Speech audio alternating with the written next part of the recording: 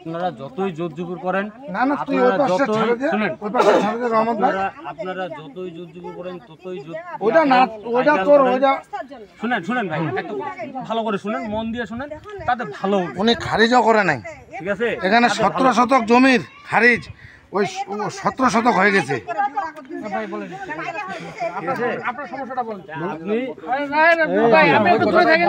ওই ভাইকে আমি বললাম এখন কি ভাই স্বীকার করলেন কি? ভাই যেভাবে জমিটা নিচ্ছি যেভাবে কষ্ট করছি তো করছি, বুঝলেন? রাতের ভাত খাই না, দিনের ভাত মরিচ ভর্তা করে ভাত খাই। এখন একটা কথাই কি, আমার যে ভাই আমার পাশে জমি নিছে, ওই ভাই আমাকে বললো না কথাটা যে ভাই এরকম ভালো মন্দ কি খারাপ, আপনি কি করছেন না করছেন।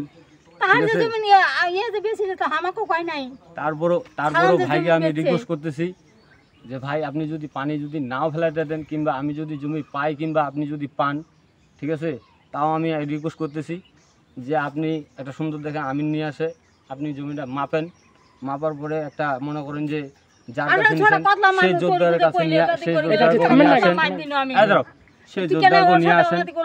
যোদ্ধারকে নিয়ে আসে আপনি একটা আমার সাথে মনে করেন যে মীমাংসা করে নেন।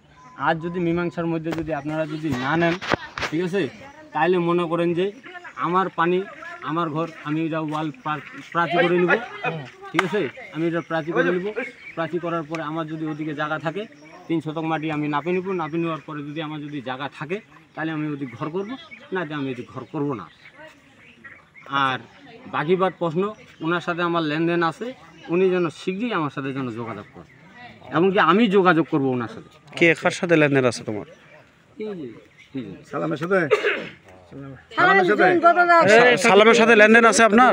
চাচি চাচি সালাম পেরালা মিডিয়া নিয়ে না কি লেনদেন আছে? না না চাচি